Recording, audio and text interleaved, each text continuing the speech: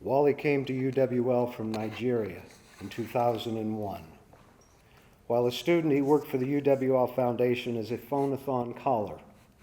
In 2005, he earned his bachelor's degree in information systems and then went on to earn a master's of business administration from Viterbo University. And we've been trying to forgive him for that little piece. It's a nice ding right there. Wale has served in several roles at Mayo Clinic in Rochester. He was asked to lead the Project Management Business Analysis Network, which consists of 1,100 people throughout the organization. Director Teresa Knudsen states, just like anything Wale does, he adds his own style, brings people together, and adds new energy and innovative approaches. According to the Project Management Experts blog, I was impressed by Wale when he said, leadership is influence, values are the North Star. His demeanor and humility as a presenter made me feel that he was a leader who truly walked his talk.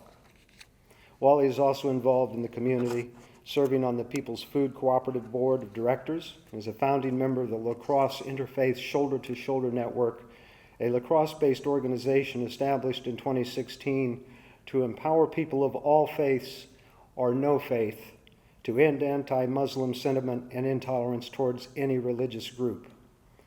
Please join me in congratulating Wale.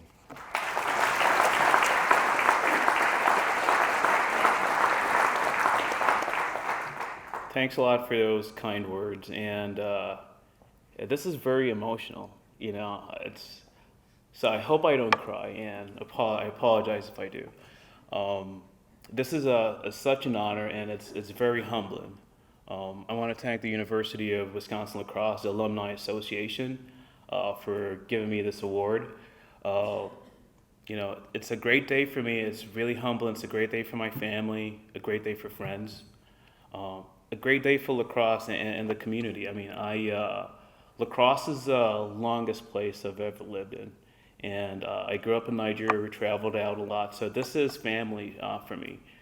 La Crosse also has a special place in my life.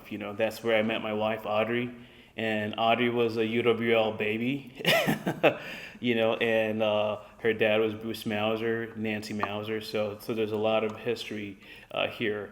La Crosse is where I had my first child, Zara, and she's here with me. I'm a proud dad. She's just doing excellent and doing great. She's got into college, at her junior year. La Crosse is where I met my friend Francis D'Souza, all the way from originally from Ghana, and we have a lot of history in La Crosse. So this is a really special place, and when I look at people, on the audience, there are folks from financial aid, career services. These are places where I learned to really hone my skills. And a lot of what I do professionally and a lot of what I do even in the community started here. At least maybe not started here, but La Crosse really gave me all the tints to really put it together. So this is a great institution, and you may take it for granted if you stay here, but it's really a really special place. I'll say this. So a great man in our world once said, I look back to the achievements not of individuals, but of the achievements of collective action. A group of men and women, that is the nature of our struggle. And this great man was Nelson Mandela. He went on to say that without this struggle, South Africa would still be under apartheid. And so we is always stronger than me, and collective strength is far superior than individual strength.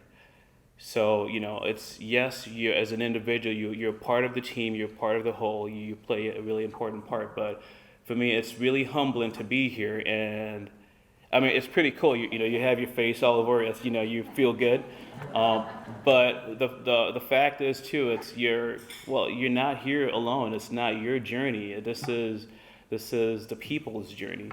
I've been blessed by a lot of professional accomplishments, but I didn't do that alone. The work we do at the La Crosse Interfaith Shoulder-to-Shoulder Network, I didn't do that alone. Pastor Kent is here with me, and Pastor Kent, if you can stand up too, let's just honor you for the work you've done in our community.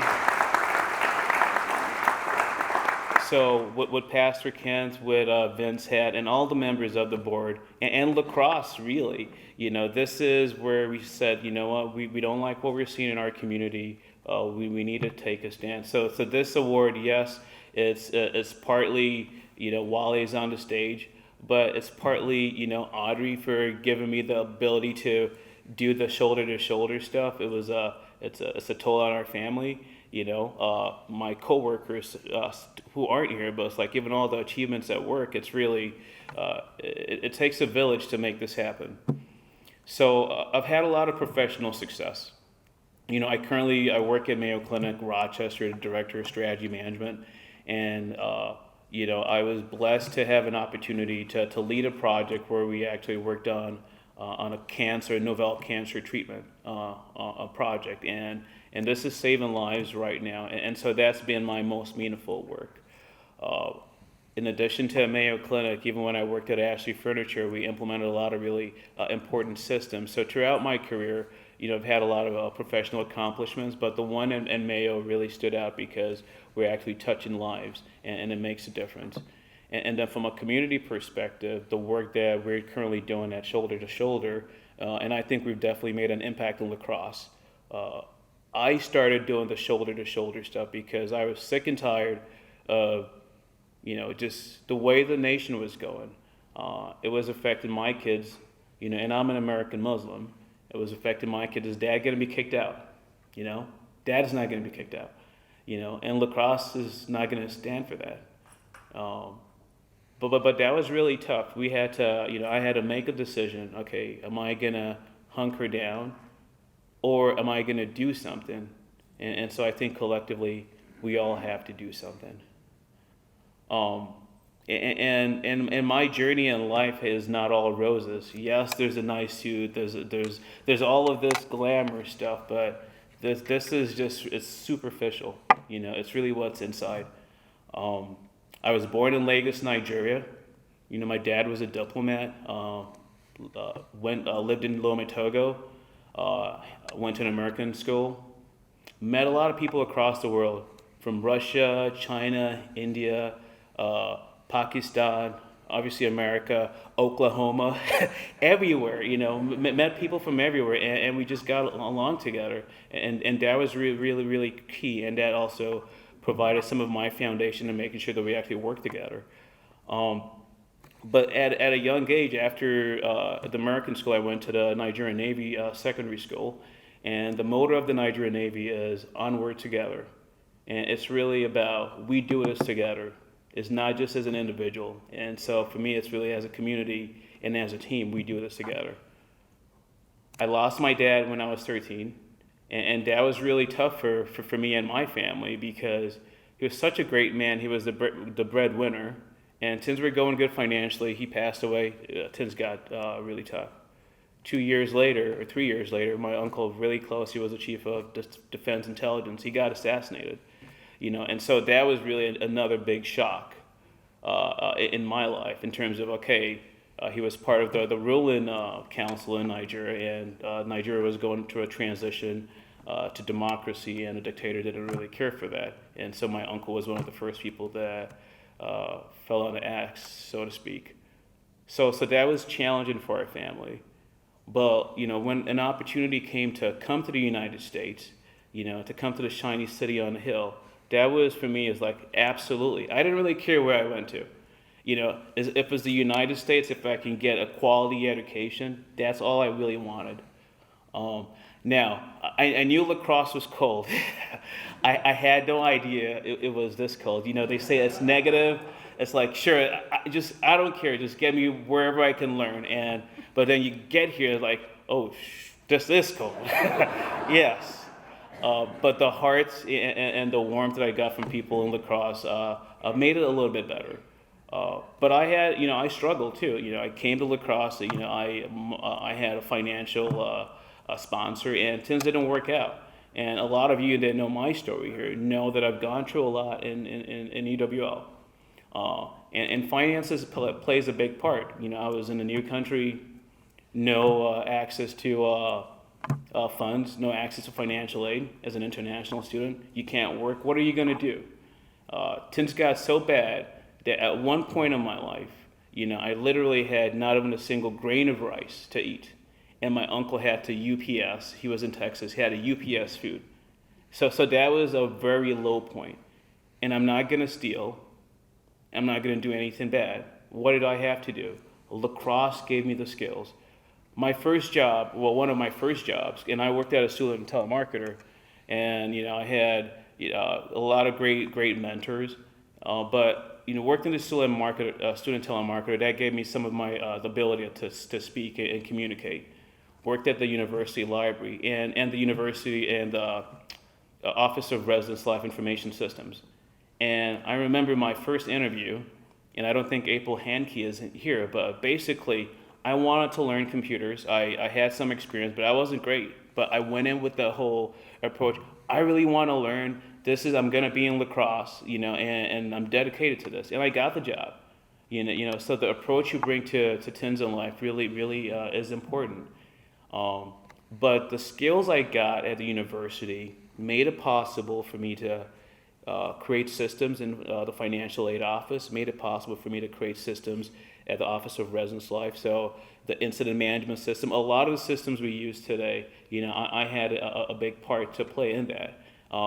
But yes, I did my part in terms of the programming, but the university gave us the platform to be able to create that. And it was a nice, safe space. And I've been looking ever since, to be able to find a place like that. And I'm really blessed to have found a place like that in Mayo Clinic. I talked to my wife about that. I'm like, I've been looking for a place like this, this is really special. So it's really humbling, and the skills I got from the university made it possible for me to start a business, made it possible for me to be successful career-wise, but then also the people aspect, and even from what I learned in Nigeria and the Navy school, and just in our community, really told me we do things together as a community. So I'm really honored, and I'm really privileged. This is very humbling, and I'll just give you a few words in terms of what has actually helped me. This is it's a mid-career achievement. So hopefully I still have a long way to go, but some things that have helped me that I hope serve you is this. So number one, I'm really focused. And I'm not distracted by things that I can't control. I try not to waste any effort in that. So focus is really big for me. You also have to dream big, but dreams alone don't do anything. You need to put action into it. And so don't focus about what is holding you back. Just go ahead and just do it. The second thing that's really important has to do with relationships. You want to build your top 5, and we're influenced by the people we surround ourselves with. If you're hanging around with people that are negative, it's gonna start to affect you. So start hanging around positive people. So the people you hang around with, and if you hang around our university community, and I'm looking at you, Corey, if you hang around UWL, you're gonna do well. So we are influenced by the people we hang out with, and then community and service. Service is a choice, and I've been blessed by a lot of mentors that really choose service, and that's what I try to embody. That's what I hope that I give my kids a good example in terms of service. That's what we do with the Lacrosse Interfaith Shoulder to Shoulder Network. That's what we do at Mayo Clinic. Service to our patients with shoulder to shoulder, is service to our community, fighting Islamophobia, making sure that Muslims are safe in this community, making sure that our Christian brothers are working closely with our Muslim brothers. And we are a group where we have people of faith, people of no faith, Christian, Buddhist, Jewish, and we all get along towards just that common goal of making sure that this is an inclusive place and a welcoming place for all. So service is important, and don't talk the talk, just do it. It's really easy. Just get your hands dirty and let's go. And then the last thing is my motto is I do my best and I leave the rest. So I'll give it all, I'll give it my best shot. But then at the end of the day, there are things that are beyond your control, and you just have to let it go. So this is, it's really humbling, and it's emotional. I mean, my dad was such a great man, and my uncle too. And it's amazing when you can have your face on a wall, But it's not even about that. It's what's the story behind it, and the story is really a story of sacrifice, a story of people, you know, giving their efforts, making sure that you're successful. You know, it's the story of my wife believing in me, you know, marrying me. It's the story for my daughter listening to dad's advice. Yes, dad likes to talk a lot, but you know, but dad means best, and dad loves you. You know, it's the story of just life, and so I'm really honored for this opportunity. This is truly humbling. It also sends a message that whether you are a black kid, a Muslim kid, whatever you are, you know, if you work hard, if you work well with people, you know, you can make it. You know, that's been really my success. Is really I've been working hard, I've been working smart. I've been doing it not by myself, by all of us. And so that's also the story here that we can do it. So at least I hope that I continue to do this. Well, I will continue to do it, and I hope that I make an impact. So just really appreciate the honor for this. This is really really important, really special. Thank you.